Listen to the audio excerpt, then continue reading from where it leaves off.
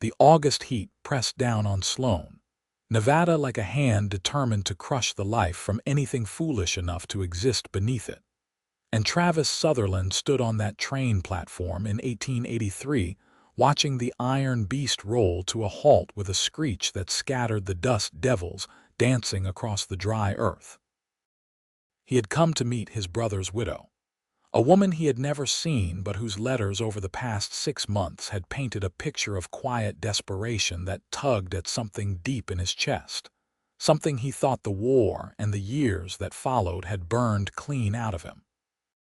The passengers began to descend, mostly men in suits dusty from travel, and a few families looking bewildered by the stark landscape stretching endlessly in all directions. Then she appeared in the doorway of the passenger car, a woman in a dark green traveling dress that had seen better days, clutching a single carpet bag with white-knuckled hands.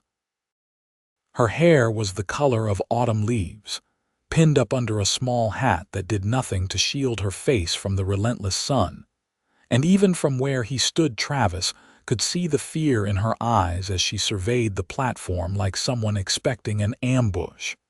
Rose Everett, his brother's widow. The woman who had written to him 3 months after James died to tell him she had nowhere else to turn, that her husband's family back east had disowned her for marrying beneath her station, that she had spent what little money remained just to buy this train ticket west to a place she had never been to meet a man she had never met. Travis stepped forward, pulling his hat from his head in a gesture his mother had drilled into him long before the world went to hell. "Mrs. Everett." She nearly dropped her bag, turning to face him with eyes so wide and green they reminded him of the forests back in Missouri before the war. "Mr. Sutherland, Travis, please."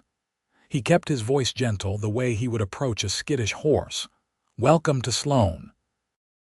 She looked around at the handful of weathered buildings that made up the town, at the mountains rising in the distance like broken teeth against the impossibly blue sky, and he saw her throat work as she swallowed hard. "It is very different from Philadelphia. I imagine it is." He reached for her bag and she let him take it, though he noticed how her hand trembled. "The ranch is about 5 miles out. I have a wagon waiting. You must be exhausted from the journey. 3 days on that train." She pressed a hand to her stomach briefly, and Travis noticed how thin she was, how the dress hung loose on her frame. "I am grateful you were willing to take me in, Mr. Sutherland. Travis, I know it must be an imposition. You are family." The words came easier than he expected. "James would have wanted me to look after you. He talked about you in his letters, you know, before he passed." Her eyes filled with tears so quickly it startled him. "Did he? He always said he was not much for writing." "He was not much for writing to me," Travis admitted, guiding her toward the wagon with a gentle hand barely touching her elbow. "But I think you changed that. His last letter came 2 weeks before the fever took him. He wrote 3 pages about how you made the best apple pie in Philadelphia, and how you sang while you did the washing, and how your laugh sounded like music." She stopped walking, standing still in the middle of that dusty platform with tears streaming down her face, and Travis felt panic rise in his chest because he had no idea what to do with a crying woman. "I am sorry," he said quickly. "I should not have brought it up so soon after your arrival." "No." She wiped at her eyes with trembling fingers. "No, it is just that no one has spoken of James with kindness since he died. His family blamed me for the fever, said I should have nursed him better, and my own family disowned me years ago when I married him. To hear that he spoke of me with love, that he remembered happy things, it means more than you could possibly know." Travis felt something crack open inside his chest, something that had been frozen solid since he came home from the war to find his brother dying in a Philadelphia boarding house with only this woman to care for him. "Pack your fears away," he heard himself say, the words coming from somewhere deep and sincere. You are safe here. I give you my word on that." She looked up at him with those impossibly green eyes, and for the first time since stepping off that train, some of the terror eased from her expression. "I want to believe you. Then believe me." He picked up her bag again and started toward the wagon. "Come on, let me show you your new home." The ride out to the ranch gave Travis time to study her without being obvious about it. Rose sat beside him on the wagon seat, her hands folded in her lap and her back straight despite what must be bone-deep exhaustion. She watched the landscape with the expression of someone trying to memorize every detail, as if afraid she might wake up and find this all a dream. "Tell me about the ranch," she said finally, her voice barely audible over the creak of the wagon wheels and the steady clip of the horses' hooves. "It is not much," Travis admitted. "About 300 acres, mostly scrubland but with a creek that runs year-round through the northern section. I have maybe 50 head of cattle, a few horses, some chickens. I built the house myself 5 years ago when I first came out here. 2 bedrooms, a main room that serves as kitchen and living space, a cellar for storage. It is simple, but it is solid. It sounds wonderful." She said it with such sincerity that he glanced over at her in surprise. "You have not seen it yet. You might change your mind." "I spent the last 6 months living in a single room above a laundry in Philadelphia, taking in sewing to pay my rent and eating 1 meal a day when I could afford it." Her voice was matter-of-fact, but Travis heard the undercurrent of pain beneath the words. "Space and safety sound like heaven to me right now."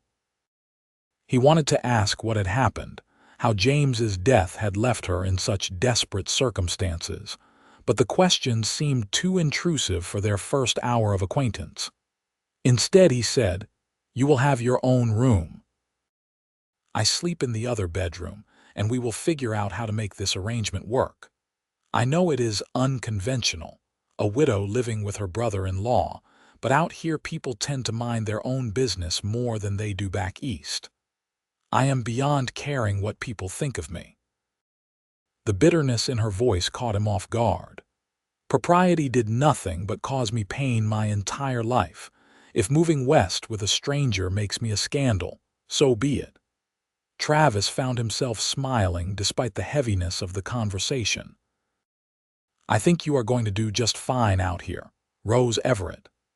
She turned to look at him fully for the first time, really studying his face with an intensity that made him want to look away. He knew what she would see. A man of 32 who looked older than his years, weathered by sun and wind and hard living, with dark hair going gray at the temples and eyes the color of river stones. A scar ran along his left jaw, a parting gift from a Confederate bayonet at Shiloh, and his hands on the reins were calloused and scarred from 20 years of hard work. "How old are you?" she asked suddenly. 32. "You?" 26. "I thought you would be older from your letters." "You write like an older man. The war aged me." He said it simply, without drama or fishing for sympathy. "I was 18 when I enlisted, 19 when I saw my first battle. By the time I came home, I felt about 100 years old." James never spoke much about the war. James was lucky. He was too young to enlist, and by the time he was old enough it was over. He never had to see what we saw, do what we did. Travis guided the horses around a large rock in the road. "He stayed in Philadelphia, learned the printing trade, met you. He got to have a normal life, at least for a while. Until the fever." "Until the fever," Travis agreed quietly. They rode in silence for a while, the sun beginning its slow descent toward the western mountains. The heat remained oppressive, and Travis noticed how Rose had started to sway slightly in her seat. "When did you last eat?" he asked. "Yesterday morning, I think. At a station somewhere in Utah, I had a roll and some coffee." "Christ." He said it before he could stop himself. "Sorry, I mean, no wonder you look ready to fall over. There is some jerky in the bag behind the seat and a canteen of water. Help yourself." She twisted around to retrieve the items, and Travis heard her small gasp of relief when she took her first drink. The water was warm but clean, drawn from his well that morning. She drank deeply before forcing herself to stop, then pulled out a piece of jerky and began to chew it with the careful deliberation of someone whose stomach had forgotten what food felt like. "You should have said something at the station," Travis said. "We could have stopped at the hotel for a meal." "I did not want to be a burden." Her voice was small. "You have already done so much agreeing to take me in." "Rose." He waited until she looked at him. "You are not a burden, you are family." James was my little brother, and even though we were not close in recent years, I loved him. Taking care of his widow is the least I can do to honor his memory. But more than that, you are a person in need and I have the means to help. Out here, we look after each other because the land sure as hell would not. She studied him for a long moment, then nodded slowly. "Thank you for being kind. I had begun to forget what kindness felt like." The words hit him like a punch to the gut, and Travis found himself wondering what exactly had happened to this woman in the months since his brother's death. But he held his questions, focusing instead on getting them home before full dark fell, and the temperature dropped from unbearable heat to bitter cold in the way desert nights had of doing. The ranch came into view as they crested a low rise, and Travis felt the usual complicated mix of pride and inadequacy that came with seeing his home. It was not much by most standards, just a simple wood frame house with a covered porch, a barn that listed slightly to the left, a corral for the horses, and a chicken coop he had built from scrap lumber. But he had built it with his own hands, carved it out of nothing through sheer stubborn will, and it was his.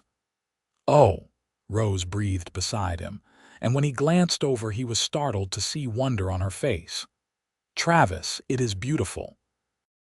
He nearly laughed because beautiful was not a word anyone had ever applied to his rough homestead, but then he tried to see it through her eyes.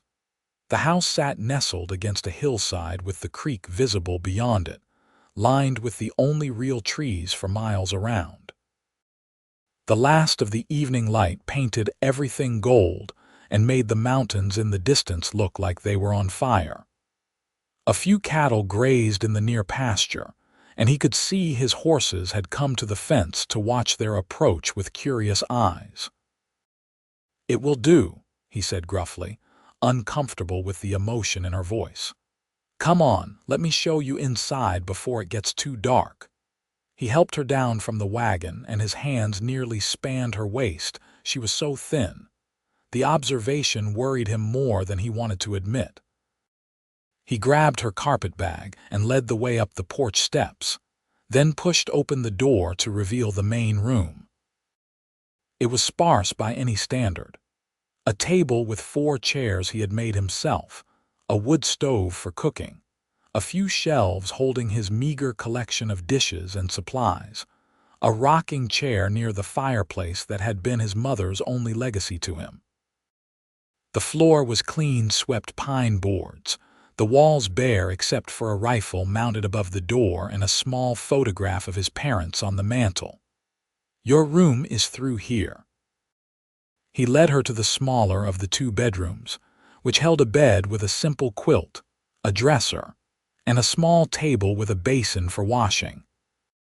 He had cleaned it that morning, swept out the dust and put fresh linens on the bed, but now standing in the doorway with Rose beside him, it seemed impossibly inadequate. "It is perfect," she said softly, and to his amazement she sounded like she meant it. "Truly, Travis. It is more than I dared hope for. There is a chamber pot under the bed, but the outhouse is behind the barn. I will heat some water for you to wash up, and then I will make us some supper. Nothing fancy, just beans and bacon, but it will fill your stomach. That sounds like a feast." She set her carpetbag on the bed and turned to face him, and in the fading light coming through the small window her face looked very young and very old at the same time. I know I keep saying this, but thank you. You did not have to do any of this. Yes, I did. He met her eyes steadily. Now get settled. I will have that water ready in a few minutes. He left her there and went back outside to unhitch the horses and get them settled for the night. The familiar routine soothed something in him.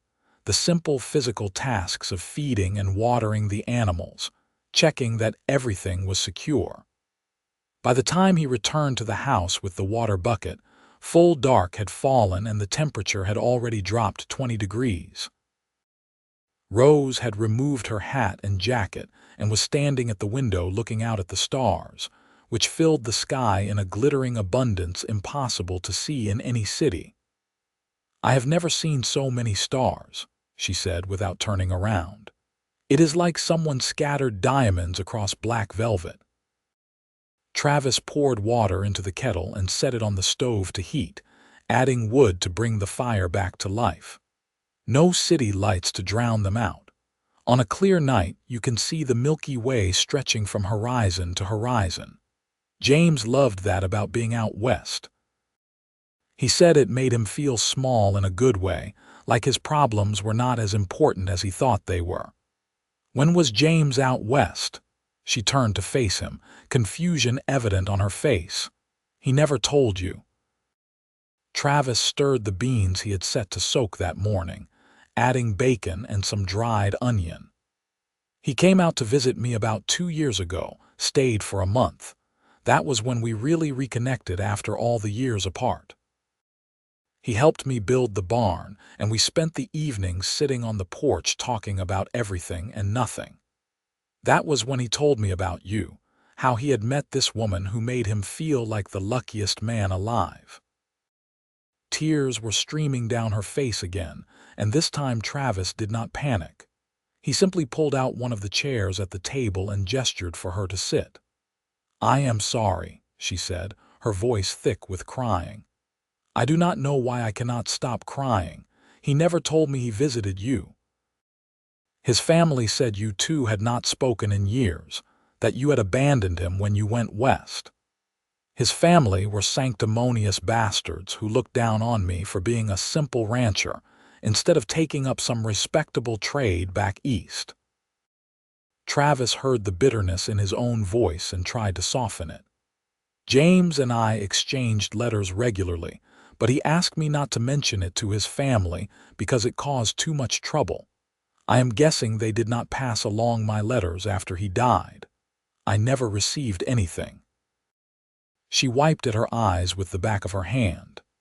"They took everything when he died, said it was to cover debts he owed, but I think they just wanted to punish me for not being the kind of wife they thought he deserved.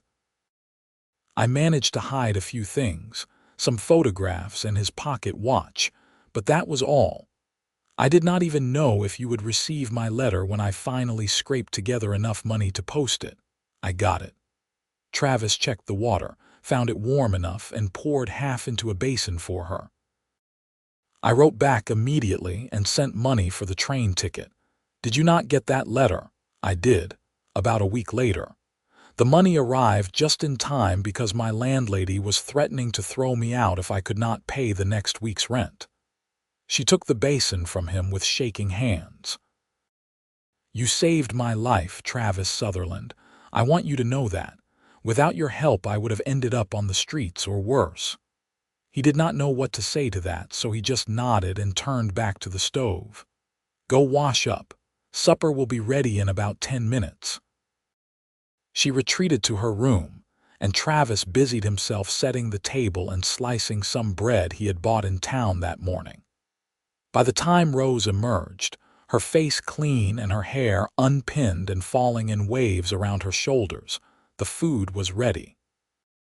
They ate in companionable silence, and Travis felt satisfaction watching Rose slowly make her way through 2 full helpings of beans and bacon. Color was returning to her face, and though exhaustion still shadowed her eyes, some of the fear had eased. "Tell me about the ranch," she said as she pushed her plate away. "What is a typical day like? Up at dawn to feed the animals and check on the cattle." I am trying to build up the herd, so there is always something that needs doing, whether it is fixing fences or digging out a new water trough or dealing with predators. In the afternoons, I usually work on whatever project needs doing around the homestead. Right now, I am trying to expand the barn, and I need to reinforce the chicken coop before winter. Evenings, I tend to spend doing paperwork, such as it is, and then early to bed because dawn comes fast. What can I do to help? She asked it earnestly, leaning forward with her elbows on the table. I will not be a burden, Travis. I can earn my keep. You do not need to earn anything. You are family. Please. Her green eyes were intent on his face. I need to feel useful. I am good with chickens. I know how to tend a garden. I can cook and clean and mend. Just tell me what needs doing and I will do it. Travis considered her for a long moment, seeing the pride beneath the desperation. She needed this, needed to feel like she had value and purpose. All right, he said finally. The chickens are yours if you want them. They have been laying poorly lately, and I think they just do not like me. The garden plot is overgrown because I have not had time to tend it properly. If you want to take that on, I would be grateful. And if you can cook better than I can, which would not be hard, I will happily turn that over to you as well. Relief flooded her face, transforming her from merely pretty to genuinely beautiful. Thank you. I promise you would not regret this. I know I would not. He stood and began clearing the dishes. Now you should get some sleep. You have had a long journey and you need rest. She helped him with the dishes despite his protests, and then bid him good night with a soft smile that did something strange to his heart. Travis listened to her door close, then banked the fire and went to his own room, where he lay awake for a long time staring at the ceiling and wondering what exactly he had gotten himself into. The next morning Travis woke before dawn as always, dressed quietly, and slipped out of the house to start his chores. The air was blessedly cool, the heat of the day still hours away, and he lost himself in the familiar rhythm of feeding and watering and checking on his stock. He was repairing a section of fence in the corral when he heard the house door open.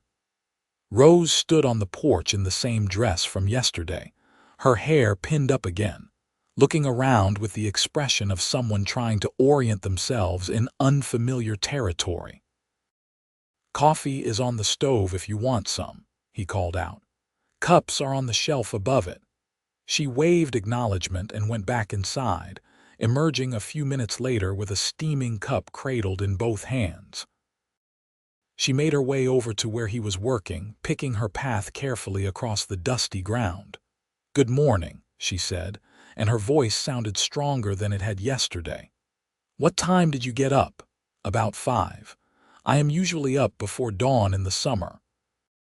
It is the coolest part of the day, best time to get work done." "What time is it now?" "About 6:30, I would guess." He hammered in another nail, testing the board to make sure it was secure. "I should have mentioned I do not own a clock. I go by the sun mostly. That seems fitting out here." She sipped her coffee, watching him work with curious eyes. "Where are the chickens?" "Coop is behind the house. I already fed them this morning, but they could probably use fresh water and someone to collect the eggs." "I will do that now." She finished her coffee in a few long swallows. "Should I start breakfast after, if you want? I usually just have coffee and bread in the morning, but if you are hungry, make whatever you like. The pantry has cornmeal and flour, some dried apples, bacon in the cellar." She nodded and headed back toward the house, and Travis found himself watching her go, noticing the determined set of her shoulders and the way she held her head high despite everything she had been through. There was strength in Rose Everett, he realized. She had been beaten down by circumstance but not broken, and that took a kind of courage he understood in his bones. By the time he finished with the fence and came inside, Rose had transformed the main room. The table was set with actual cloth napkins he had forgotten he owned, and plates of fried eggs, bacon, fried cornmeal mush, and biscuits sat steaming in the center. She had even found his mother's old butter dish and filled it with precious butter from the crock in the cellar. "This is too much," he protested, but his stomach growled at the sight of real food. "This is nothing." She gestured for him to sit. "Eat before it gets cold." They ate together as the morning light grew stronger outside, and Travis found himself telling her about the ranch in more detail, about his plans to expand the herd and maybe start breeding horses, about the neighbors scattered across the valley, and the small community that gathered in Sloan for church once a month. "It sounds lonely," Rose said, but without judgment, just observation. "It can be," Travis admitted, "especially in winter when the snow comes and you might not see another soul for weeks at a time. But it is also peaceful. No one telling you what to do or who to be. Just you and the land and what you can make of it. I think I could learn to love that kind of peace." She said it softly, almost to herself. "I have spent my whole life trying to be what other people wanted me to be. My parents, James's family, society. It would be nice to just be myself for once. Out here you can be anyone you want to be." Travis pushed back from the table, satisfied in a way he had not been after a meal in longer than he could remember. "That is the gift and the curse of the frontier. No one cares about your past or your family name or what you should be. They only care about whether you can survive and whether you help your neighbors when they need it." Rose began clearing the dishes, and Travis started to help, but she shooed him away. "You have work to do. Let me handle this. It feels good to have a kitchen again, simple as it is." He left her to it and spent the rest of the morning riding out to check on the cattle in the far pasture. It was hot, thankless work, but necessary, and by the time he returned to the ranch around noon, he was covered in dust and dripping sweat. Rose met him on the porch with a cup of cool water from the well and a clean rag. "You look half dead," she said bluntly. "How do you stand this heat?" "You get used to it." He drained the water in one long drink and wiped his face with the rag. "Though I will admit August is brutal. It will start cooling off in a few weeks, once September comes. And then winter. Winter out here is cold but manageable if you are prepared. We will need to lay in supplies before the first snow, make sure we have enough wood split and stored, get the chickens and any cattle we are keeping close settled near the barn where we can look after them." Rose repeated the word like she was testing it out. "I like the sound of that." Travis felt heat rise in his face that had nothing to do with the sun. "Well, you are here now, part of the operation such as it is." She smiled at him, a real genuine smile that lit up her whole face, and Travis felt his heart do something complicated in his chest. He turned away quickly, suddenly uncomfortable. "I should wash up and get some dinner in me. Long afternoon ahead." "I made a cold lunch," Rose said. "It is too hot to cook, but there is cheese and bread and some of those pickles I found in the cellar." They ate together again, falling into an easy conversation about nothing important, and Travis marveled at how natural it felt to have her there. He had been alone for so long that he had forgotten what it was like to share space with another person, to have someone to talk to about the mundane details of daily life. Over the next few weeks, a pattern emerged.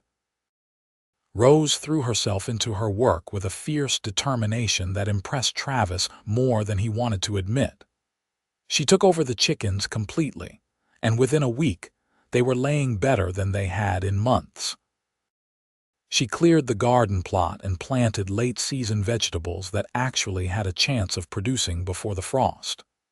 She cooked meals that made Travis remember what good food tasted like, and she kept the house cleaner than it had ever been under his bachelor care. But more than that, she became a companion. They fell into the habit of sitting on the porch in the evenings after supper, watching the sun set and the stars emerge while they talked about everything and nothing. Travis told her about the war, about things he had never spoken of to anyone, and she listened without judgment or horror, just quiet acceptance.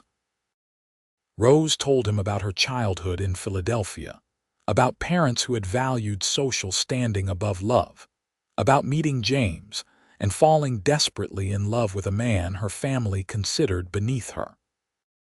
"They disowned me when I married him," she said one evening in early September, as the air finally began to carry a hint of coolness. "Said I was dead to them. I thought it would hurt more than it did, but James made me so happy that I did not care. We had 3 good years before the fever came. 3 years of being loved and valued and seen as myself rather than as some decorative object meant to make a good marriage alliance. James was lucky to have you," Travis said quietly. "I am glad he got to have that before he died. I am lucky I had him." She rocked slowly in the chair, her face thoughtful in the starlight. "He taught me that I could be more than what my parents wanted, that I could make my own choices and live with the consequences. Even though losing him nearly destroyed me, I do not regret a single moment of our time together." Travis wanted to reach over and take her hand, to offer some gesture of comfort, but it seemed too intimate, too fraught with meaning. So instead he said, "He would be glad you are here, you know, safe and cared for. I hope so." Her voice was soft. "I hope he knows somehow that his brother kept me from falling into the abyss." The words sat between them, heavy with unspoken emotion, and Travis cleared his throat roughly. "I should check on the horses before bed, make sure everyone is settled." He fled to the barn like a coward, his heart pounding in a way that had nothing to do with exertion. Because somewhere in the past month, Rose had stopped being his brother's widow and had become simply Rose, a woman he looked forward to seeing every morning, whose laughter made something tight in his chest loosen, whose presence in his home had transformed it from a place he slept into an actual home. And that was dangerous territory for a man who had built his life around solitude and self-sufficiency. Travis tried to maintain distance after that, to keep their interactions polite and functional rather than warm and personal. But Rose made it impossible. She had a way of drawing him out, of asking questions that made him think and talk, of sharing her own thoughts and feelings with such openness that he could not help but reciprocate. One afternoon in late September, Travis came back from checking the northern fence line to find Rose in the garden, her skirts tucked up and her hair escaping its pins, as she pulled weeds from between rows of lettuce.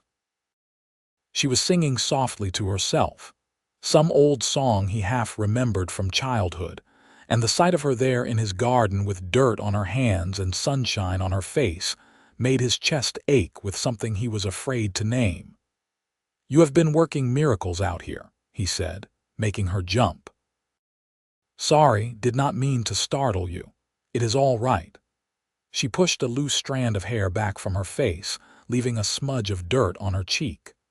"I was just thinking how nice it will be to have fresh vegetables with dinner. The lettuce should be ready in another week or so. You look happy." He said it without thinking and then felt foolish for stating the obvious, but Rose just smiled at him. "I am happy. Happier than I have been in a long time, if I am honest. Is that terrible, that I can be happy so soon after losing James?" "No." Travis crouched down beside her, pulling a few weeds from the row she was working on. "James would want you to be happy. He loved you too much to want you to spend the rest of your life mourning him. I will always mourn him." She said it simply, without dramatics. "But I am learning that grief and happiness can exist together. That I can miss him and still find joy in watching the chickens or growing vegetables, or sitting on the porch watching the stars with you." The last words hung in the air between them, charged with meaning that Travis was not sure either of them was ready to acknowledge. He cleared his throat and stood, brushing dirt from his hands. "I should get washed up for supper. Travis." She stood too, facing him in the garden with her green eyes serious and steady. "Thank you for giving me a place where I can heal, for not making me feel like I have to pretend to be someone I am not, for treating me like a person rather than a burden or an obligation." "You were never a burden," he said roughly. "And you could never be anything other than yourself, Rose. You are too honest for that." She smiled at him, soft and sweet, and Travis fled to the barn under the pretense of checking on the horses because his heart was pounding so hard he thought it might burst from his chest. That night, he lay awake in his bed listening to the familiar creaks and settles of the house, thinking about Rose sleeping in the next room and wondering when exactly she had become so essential to his happiness. He had told himself he was taking her in out of obligation to James, out of a sense of duty and family loyalty. But the truth, which he could no longer deny, was that he had fallen in love with his brother's widow. It was wrong on so many levels that Travis did not know where to start cataloging them. She was still in mourning, still healing from the loss of the man she had loved. She was vulnerable and dependent on him, which made any romantic feelings on his part feel predatory and inappropriate. And she was James's wife, or had been, and there was something almost incestuous about developing feelings for his brother's woman. But none of that changed the fact that Travis was in love with Rose Everett, that her smile made his day brighter, and her laughter made him feel lighter than he had in years, that the thought of her leaving someday made him want to put his fist through a wall. He resolved to bury these feelings, to never let her know, to simply enjoy her company as a friend and companion and be grateful for what he had. It was the only honorable thing to do. The resolution lasted exactly 3 days. They were riding back from town on a clear October morning, the wagon loaded with supplies for the coming winter, when they saw smoke rising from the direction of the ranch. Travis's blood ran cold because he knew without question that something was terribly wrong. "Hold on," he told Rose, and snapped the reins to get the horses moving faster. They covered the remaining distance in half the time it should have taken, and as they crested the last rise Travis saw flames licking at the barn. He brought the wagon to a halt near the house and jumped down, already running toward the barn. The horses were screaming inside, terrified by the smoke and flames, and Travis did not think, just ran inside into the choking darkness. He managed to get the stall doors open and drive the horses out, coughing and gasping as smoke filled his lungs. He was stumbling back out when he heard Rose scream his name, and he turned to see one of the support beams coming down directly above where he stood. Then someone hit him from the side, knocking him clear, and they both went down hard in the dirt as the beam crashed down exactly where Travis had been standing. He rolled over to find Rose beneath him, her face smudged with soot and her eyes wide with fear. "Are you insane?" she demanded, her voice shaking. "You could have been killed. I had to get the horses out." His voice came out as a rasp from the smoke. "They would have burned alive. And you would have been crushed by that beam." She was crying now, tears cutting tracks through the soot on her face. "Do you have any idea what it would do to me if you died? Do you have any idea at all?" Travis stared down at her, awareness crashing over him that they were lying in the dirt with his body pressed against hers, that she was looking up at him with an expression that had nothing to do with simple concern, and everything to do with the same desperate feelings that had been eating him alive for weeks. "Rose," he started, but she cut him off. "I love you," she said, the words tumbling out in a rush like she could not hold them back any longer. "I know it is too soon and probably wrong, and you probably do not feel the same way, but I cannot keep pretending. I love you, Travis Sutherland." I am in love with you." Behind them, the barn was burning, smoke rising into the clear October sky, and Travis knew he should get up and try to save what he could, should organize some kind of response to the crisis. But all he could do was stare down at Rose and feel his carefully constructed resolve crumble to dust. "It is not too soon," he heard himself say. "And it is not wrong, and I do feel the same way. God help me, Rose, I have been in love with you for weeks." Her eyes widened in shock and then filled with joy, and she reached up to cup his face in her hands. "Really? You are not just saying that because I said it first, really?" He leaned down, his forehead touching hers. "But we should not be doing this. You are still in mourning and you are dependent on me, and James was my brother. James is gone." She said it gently but firmly. "And I will always love him for giving me 3 years of happiness and teaching me what real love looks like. But he is gone, Travis, and we are still here, still alive. And life is too short and too hard to waste time on could-haves and should-haves. If we have a chance at happiness together, should we not take it?" Travis knew there were 1,000 reasons he should say no, should push himself up and put distance between them, and go back to pretending they were just family and nothing more. But the barn was burning and Rose was looking at him with love in her eyes, and he was so damn tired of being alone. "Yes," he said, and kissed her. It was not a gentle kiss or a tentative exploration. It was desperate and hungry and full of all the longing they had both been suppressing for months. Rose kissed him back with equal fervor, her hands tangling in his hair, and Travis forgot about the barn and the smoke and everything except the feeling of her in his arms. They finally broke apart when the sound of wood crashing brought them back to reality.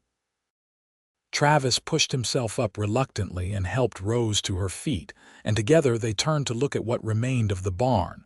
It was clearly beyond saving, the whole structure now engulfed in flames. "I am sorry," Rose said quietly. "I know you built that with your own hands. I can build another barn." Travis pulled her against his side, his arm around her shoulders. "What matters is that no one was hurt and the horses are safe. Everything else can be replaced." They stood together and watched the barn burn down to its foundation. And when the last of the flames had died away to smoldering embers, they walked back to the house hand in hand. That evening they sat on the porch as always, but this time Rose sat in Travis's lap in the rocking chair, her head tucked under his chin and his arms wrapped around her waist. They did not talk much, just sat together as the stars emerged and the temperature dropped, taking comfort in each other's presence. "What happens now?" Rose asked finally. "Now I rebuild the barn, and we figure out what this is between us, what it means for the future." Travis pressed a kiss to the top of her head. "And we take it slow, because you need time to heal and I need time to wrap my head around the fact that you actually love me back. I do love you." She tilted her head back to look up at him. "So very much. You made me feel safe when I thought I would never feel safe again. You gave me a home and a purpose, and treated me with respect and kindness when the rest of the world seemed determined to crush me. How could I not fall in love with you?" "I am not much," Travis said roughly. "Just a rancher trying to make a life out here in the middle of nowhere. I cannot give you the life you had in Philadelphia, the society and the culture and the comforts. I do not want that life." Rose shifted in his lap so she could cup his face in her hands. "I want this life here with you. I want to raise chickens and grow vegetables and watch the stars from this porch every night. I want to help you rebuild the barn and expand the herd and make this ranch into something we can be proud of together. I want a simple life with a good man who loves me. That is all I have ever wanted." Travis kissed her again, slow and sweet this time, pouring everything he felt into it. When they finally broke apart, he said, "We should probably wait a while before making this public."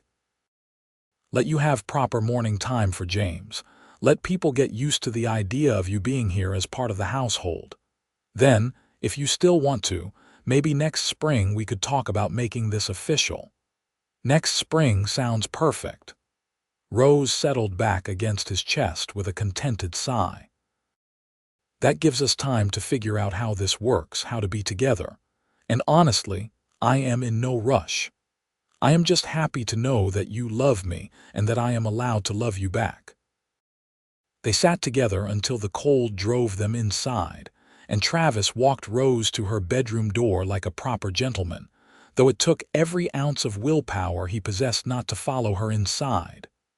"Good night, Rose," he said, his hand lingering on hers. "Good night, Travis." She stood on her toes and kissed him softly. "Thank you for saving the horses today, and for being brave enough to tell me the truth. Thank you for being brave enough to say it first." He squeezed her hand, and then forced himself to let go and retreat to his own room, where he lay awake for hours with a smile on his face, thinking about the future for the first time in years. The next morning they woke to the reality of the burned barn and all the work that would need to be done. Travis spent the day clearing away the worst of the debris and making plans for the rebuild, while Rose focused on her usual tasks and preparing meals to keep them both fueled for the hard work ahead. Their neighbors, alerted by the smoke the previous day, began arriving by mid-morning to offer help. Tom Bradford, whose ranch bordered Travis's to the north, showed up with 3 of his sons and immediately started helping with the debris removal. Mary Chen, who ran the general store in town, brought supplies and offered to organize a barn raising once Travis had the foundation ready. "That is too much," Travis protested, but Mary waved him off. "That is what neighbors do out here. You helped Tom repair his well last spring, and you rode fence with half the valley when we were having trouble with cattle rustlers in July. Let us help you now." By the end of the week, Travis had a plan for a new barn that would be even better than the old one, with proper stalls for the horses and storage for hay and equipment. Rose threw herself into helping wherever she could, hauling water and preparing meals for the workers, and generally making herself indispensable. Travis watched her laughing with Mary Chen while they prepared sandwiches for the men, saw how easily she fit into the community that had become his family over the past 5 years, and felt his heart swell with love and pride. She belonged here, he realized. She belonged with him. They were careful to maintain propriety in public, keeping their interactions friendly but not overtly romantic. But in private, in the evenings on the porch or the rare stolen moments during the day, they allowed themselves the freedom to show their feelings. Travis learned that Rose liked to be kissed slowly, with attention paid to the corner of her mouth and the soft spot below her ear. Rose learned that Travis turned to putty when she ran her fingers through his hair or traced the scar on his jaw with gentle fingers. They explored their attraction with the careful deliberation of 2 people who knew they had time, who were in no rush to race ahead to the next step. October gave way to November, and the new barn took shape with the help of the community. The barn raising itself happened on a clear Saturday in mid-November, with nearly 20 people showing up to help. By sunset, they had the structure complete and sound, and Travis stood back looking at it with a sense of accomplishment and gratitude that brought tears to his eyes. Rose found him standing there after everyone had left, and she slipped her hand into his without a word. "It is beautiful," she said, "even better than the old one." "It is proof that we are not alone out here," Travis said roughly. "That we have people who care about us and will show up when we need them. I am a lucky man, Rose Everett. We are both lucky." She leaned against his side. "Lucky to have found each other, lucky to have this place, lucky to have a community that accepts us." As winter settled over the valley, Travis and Rose fell into new rhythms of domestic life. The cold drove them to spend more time inside, and they discovered the pleasure of sitting by the fire in the evenings, Rose mending or knitting while Travis read aloud from the small collection of books he owned. Sometimes they just talked, sharing stories from their pasts, dreams for their future, thoughts about everything and nothing. Rose was still sleeping in her own room, and they had not discussed moving beyond kissing and gentle caresses. Travis was determined to do this right, to give her time and space to heal fully from James's death before they took their relationship to the next level. But the waiting was getting harder, especially on the nights when he could hear her moving around in her room and wanted nothing more than to go to her and hold her through the darkness. One night in early December, a blizzard blew in with stunning ferocity. Travis woke to the howl of wind and the rattle of snow against the windows, and he immediately got up to check that everything was secure. He was standing at the window watching the white-out conditions when he heard Rose's door open. She appeared in the doorway wearing a nightgown and shawl, her hair loose around her shoulders and her face pale in the dim light. "Travis, is everything all right? Just checking on the storm. It is a bad one. We will need to get out to the barn at first light to make sure the animals are all right, but it is too dangerous to go out there now." Rose came to stand beside him at the window, and they watched the storm together in silence. Finally, she said, "I am glad you are here. I would be terrified if I were alone in this." "You are not alone." He put his arm around her shoulders, pulling her close. "You will never be alone again, Rose. I promise you that." She turned in his arms to face him, and in the dim light her eyes were dark and serious. "Can I sleep with you tonight? Not, I mean, just sleep. Just so I am not alone in my room during the storm." Every instinct Travis possessed screamed at him to say yes, but he forced himself to pause and think it through. "Are you sure? I do not want you to feel pressured or to do something you will regret in the morning." "I am sure." She said it firmly. "I trust you, Travis, and I am tired of sleeping alone in that cold room when the person I love is just on the other side of the wall." Travis led her to his room, his heart pounding so hard he thought she must be able to hear it. His bed was larger than hers, a double bed he had built himself when he first constructed the house, and they climbed in together under the heavy quilts. Rose curled against his side immediately, her head on his shoulder and her arm across his chest, and Travis wrapped his arms around her and held her close. She fit against him perfectly, like she had been designed specifically to match his angles and curves. "This is nice," she murmured, already half asleep. "I feel safe." "You are safe," Travis whispered into her hair. "Always." They fell asleep like that, wrapped around each other while the storm raged outside, and when Travis woke at dawn with Rose still in his arms, he knew that he would never sleep alone again if he could help it. After that night, Rose began sleeping in Travis's bed regularly. They still did not make love, both of them agreeing without words that they would wait until they were properly married for that step. But they slept tangled together every night, and Travis discovered that holding Rose while she slept was one of the greatest pleasures of his life. Christmas came, and they celebrated quietly with a simple meal and small gifts they had made for each other. Rose gave Travis a new shirt she had sewn from fabric she had bartered for with eggs from her chickens, the stitching perfect and tiny. Travis gave Rose a rocking chair he had been secretly building in the barn, carved from pine and sanded smooth, perfect for sitting on the porch during the warmer months to come. "It is beautiful," she said, running her hands over the smooth wood with reverence. "Travis, you made this. I wanted you to have your own chair." He felt suddenly shy, worried that the gift was too simple or too rustic. "For the porch, when we sit out in the evenings." Rose threw her arms around his neck and kissed him with such enthusiasm that they both ended up laughing. "It is the best gift anyone has ever given me," she declared, "because you made it with your own hands just for me." That night, after they had eaten and cleaned up and were lying in bed together, Rose said quietly, "I want to marry you, Travis. I know we said we would wait until spring, but I do not want to wait any more. James has been gone for almost a year now. I have mourned him, and I will always carry him in my heart, but I am ready to move forward with my life, with our life together." Travis's heart kicked in his chest.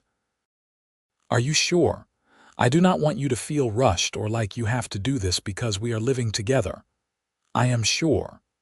She propped herself up on one elbow so she could look down at him in the darkness. "I love you. I want to be your wife, properly and legally. I want to build a life with you, raise children with you, grow old with you. Why should we wait when we both know what we want? When do you want to do this? There is a preacher who comes through Sloan once a month, right? When is he due back? Second week of January, usually." "Then let us get married then." Rose smiled down at him. "That gives us a few weeks to prepare, to let people know, to make it a real occasion. What do you say, Travis Sutherland? Will you marry me?" Travis pulled her down for a kiss that was his answer, and when they finally broke apart he said, "Yes. 1,000 times yes. I will marry you, Rose Everett, and spend the rest of my life trying to make you happy." "You already make me happy," she whispered against his lips. "You make me happier than I ever thought I could be again." They spent the next few weeks preparing for the wedding with a combination of excitement and nervousness. Rose made herself a simple dress from fabric that Mary Chen helped her order from the catalog, a soft cream color that brought out the green in her eyes. Travis cleaned up the house until it gleamed and built an addition to the chicken coop as a wedding present for Rose, since her flock had grown substantially over the past months. Word spread through the valley about the upcoming wedding, and Travis was gratified by the warmth and support of their neighbors.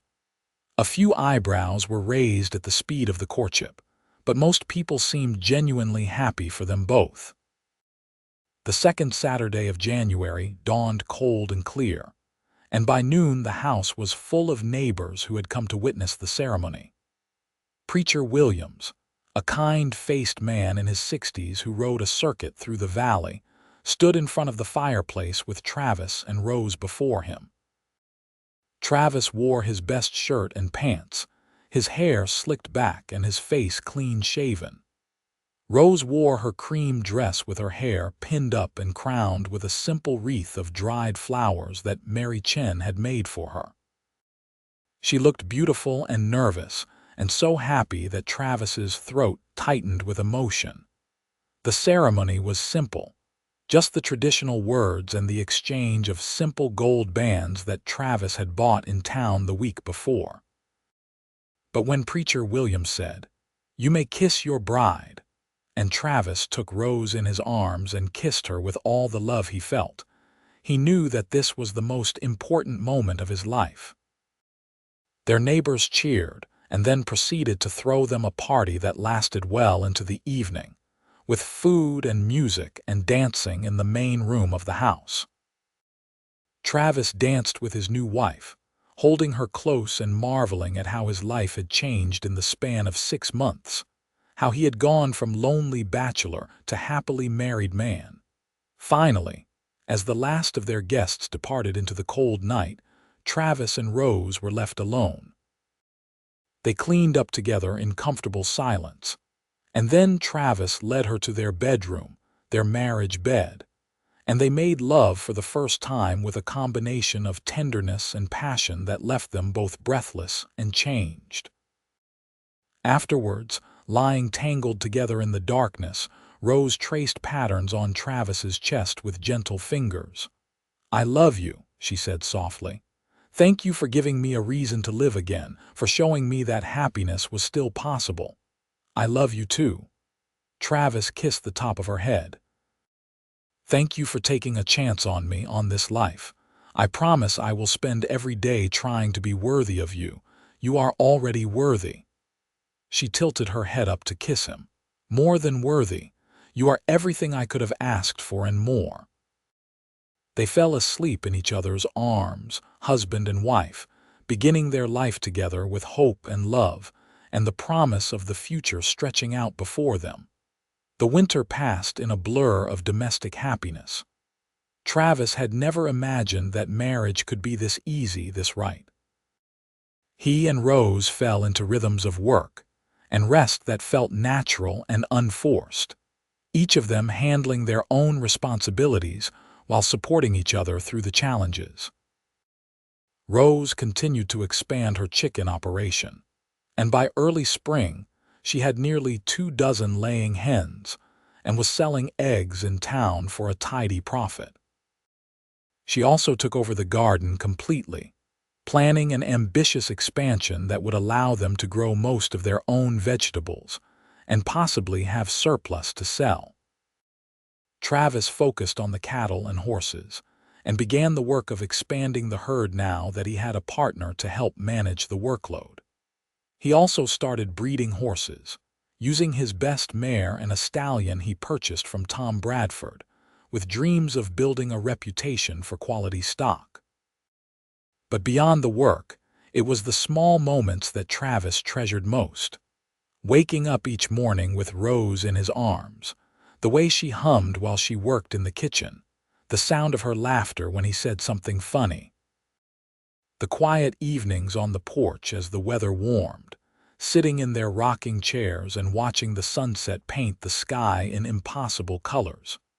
One evening in late March, as they sat together watching the stars emerge, Rose took his hand and placed it on her stomach. "I have something to tell you," she said, her voice soft with wonder. "I am going to have a baby." Travis's mind went blank with shock and then filled with so much joy he thought he might burst from it. "Really? You are sure?" "I am sure. I am about 3 months along, I think. The baby should come in September." Travis pulled her into his lap, holding her carefully like she was made of glass. "A baby," he said, his voice rough with emotion. "Rose, we are going to have a baby. Are you happy?" She asked it like she was not quite sure, and he realized that she was nervous about his reaction. Happy does not even begin to cover it. He kissed her softly. "I am ecstatic. Terrified, but ecstatic. We are going to be parents, Rose." "We are going to be parents," she repeated. And then she was crying and laughing at the same time, and Travis held her and felt his heart expand with more love than he had known was possible to feel. The pregnancy was blessedly easy, with Rose suffering only mild morning sickness in the early months, and then blooming with health as the summer progressed. Travis fussed over her constantly, trying to get her to rest more and work less, but Rose refused to be coddled. "Women have been having babies since the beginning of time," she told him with exasperation when he tried to take over her chicken duties in July. "I am pregnant, not an invalid. Let me work. It keeps me from going crazy with anticipation." Their neighbors rallied around them again, with the women of the valley throwing Rose a surprise party in August where they presented her with a beautiful handmade baby quilt and various other necessities for the coming child. Travis had never seen Rose look so happy as she did that day, surrounded by women who had become her friends, part of a community that had embraced her as one of their own. The baby came on a warm evening in mid-September, after a labor that lasted nearly 20 hours and left Travis feeling wrung out and terrified. Mary Chen served as midwife, calm and competent as she coached Rose through the pain, and when the baby finally emerged with a lusty cry, Travis felt tears streaming down his face. "It is a boy," Mary announced, wrapping the baby in a clean blanket and placing him in Rose's arms. A big, healthy boy. Travis knelt beside the bed, looking down at his son with wonder.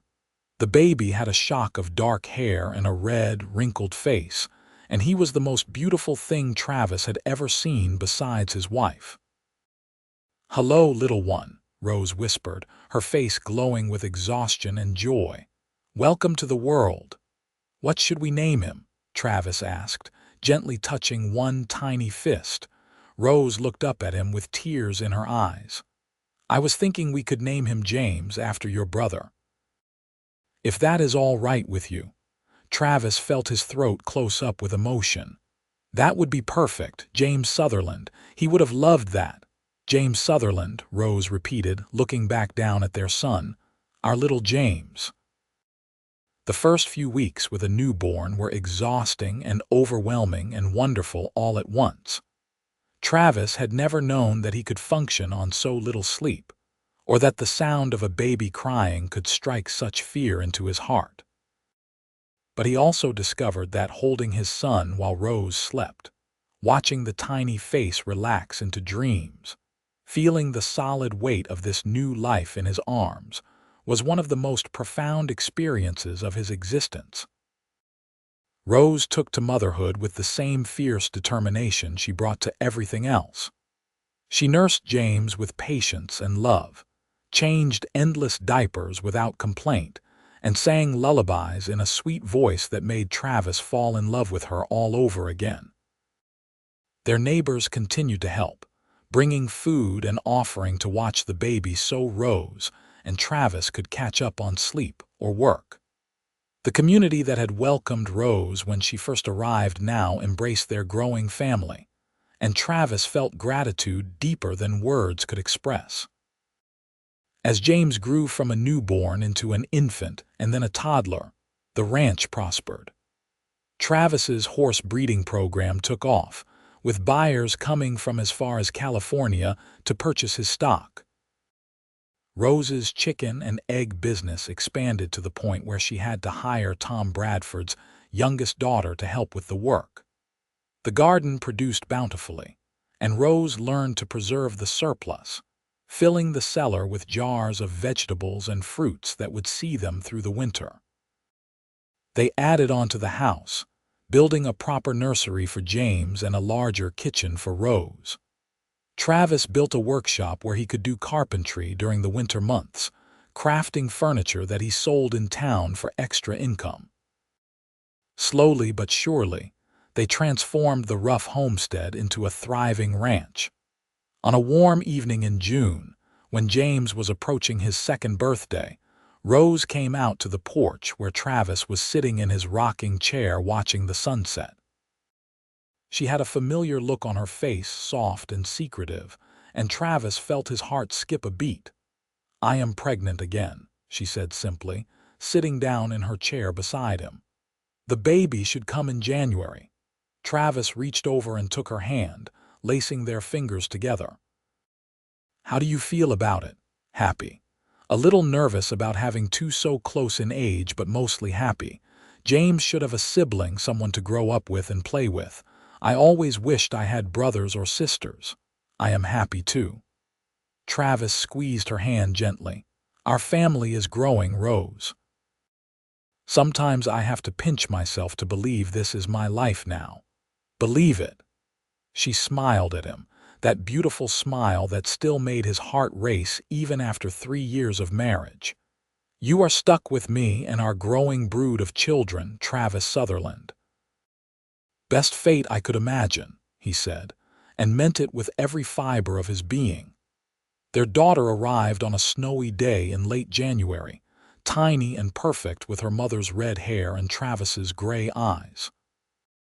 They named her Sarah, after Travis's mother, and James took to being a big brother with surprising enthusiasm, always wanting to help with the baby and bringing her his toys. The years that followed were full and busy and happier than Travis had ever imagined life could be.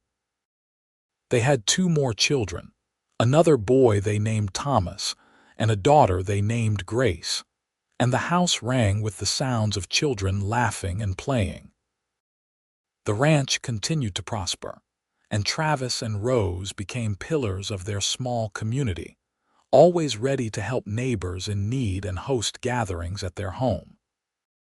On their 10th wedding anniversary, Travis and Rose stood on their porch in the evening as they had done countless times before, watching the sun set over the mountains. The children were inside getting ready for bed under the watchful eye of Tom Bradford's daughter, and for a few precious moments they had peace and quiet. "You remember the day I stepped off that train?" Rose asked, leaning against Travis's side. "I was so scared I could barely breathe. I thought I was coming to the end of the world." "I remember." Travis wrapped his arm around her waist. "I remember thinking you looked like you were about to bolt back onto that train and run away. I probably would have if you had not been so kind." She turned in his arms to face him. "You told me to pack my fears away, that I was safe with you. And you were right. You gave me safety and love and a family and a home. You gave me everything, Travis. You gave me just as much." He cupped her face in his hands, looking down at the woman who had transformed his life so completely. "Before you came, I was just existing, getting through each day. You taught me how to live again, how to love, how to build something meaningful. I am the luckiest man alive, Rose Sutherland." She kissed him then, sweet and tender, and Travis held his wife close and thought about the journey that had brought them to this moment. From that hot August day when he watched her step off the train, scared and alone, to this perfect evening surrounded by the life they had built together. The stars began to emerge overhead, scattered across the darkening sky in their familiar patterns, and somewhere inside the house, one of the children laughed at something. Travis heard the sound and felt his heart swell with contentment so profound, it was almost painful. This was his life now. This woman in his arms, these children they had created together, this home they had built from nothing but determination and love. The wild land of Nevada had tested them, challenged them, pushed them to their limits. But they had survived and thrived, had created something beautiful and enduring. "I love you," Rose whispered against his chest, "today and always." "I love you too," Travis replied, meaning it with everything he had, "today and always."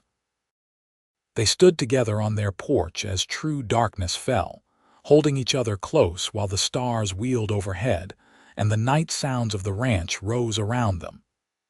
Inside, their children slept safely in their beds, dreaming whatever dreams children dream.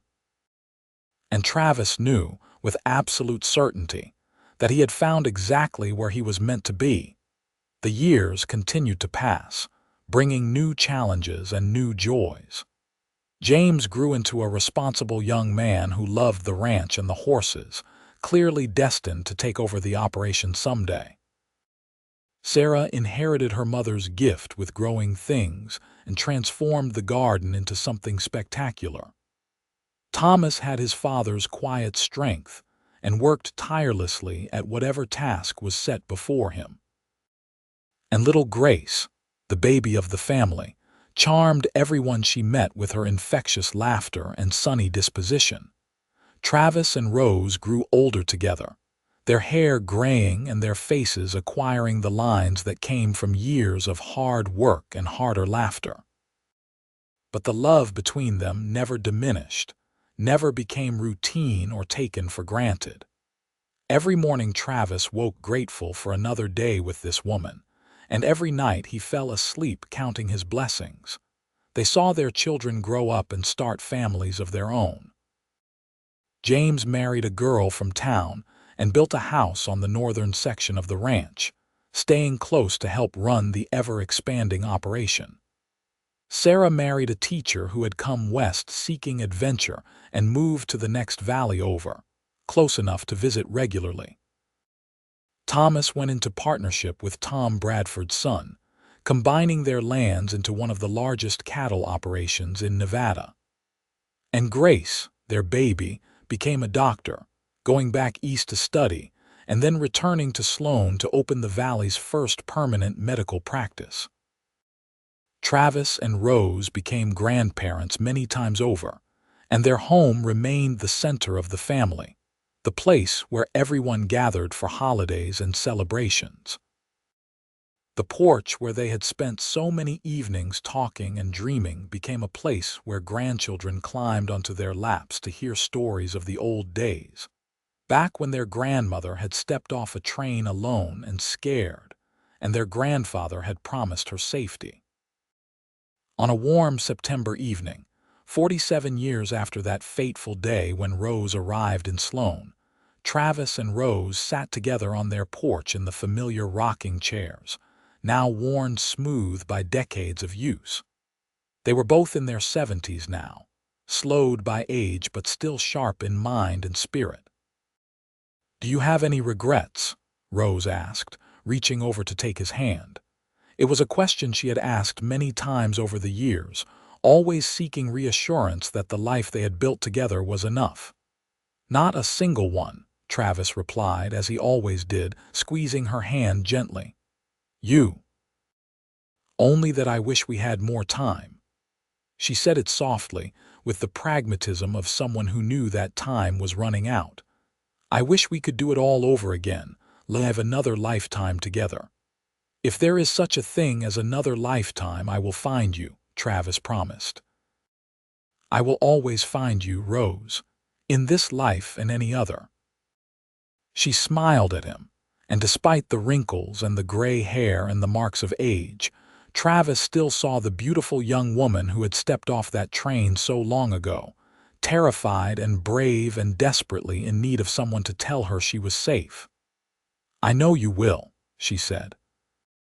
"Because that is who you are, Travis Sutherland. The man who makes people feel safe, who builds homes out of wilderness, who loves with everything he has. I am so grateful I got to spend my life with you." "And I with you," Travis replied, his voice rough with emotion. "You were the best thing that ever happened to me, Rose. The very best thing." They sat together as the sun set and the stars emerged, holding hands and remembering 50 years of shared history. And when they finally went inside, moving slowly but together as they had done every night for decades, they knew that whatever time remained to them would be spent exactly as they wanted, side by side in love at home. Travis Sutherland lived to be 79 years old, long enough to see all 4 of his children happily settled and to hold 23 grandchildren and 12 great-grandchildren.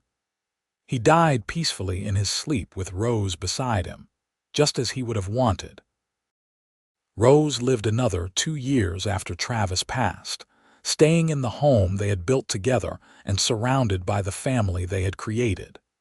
She spent her days tending her garden, visiting with grandchildren, and sitting on the porch in her rocking chair watching the stars emerge each night. And every evening she would tell Travis about her day, speaking to him as if he were still there beside her, because in all the ways that mattered, he was. When Rose finally passed at the age of 81, her children buried her beside Travis on a hillside overlooking the ranch, beneath a stone that read simply, "Rose and Travis Sutherland, together in life, together in eternity." The ranch remained in the family, passed down through generations of Sutherlands who grew up hearing the story of how it all began, with a cowboy watching a scared woman step off a train alone and promising her safety and a home. The story became part of the family legend, told and retold, a reminder of the power of kindness and courage and love to transform lives. And on warm summer evenings, if you sat very quietly on that old porch, some claimed you could still feel their presence. 2 souls who had found each other against all odds, who had built a life and a family and a legacy that endured long after they were gone, who had proved that sometimes the greatest adventures begin with a simple act of compassion and the willingness to open your heart to love. The end.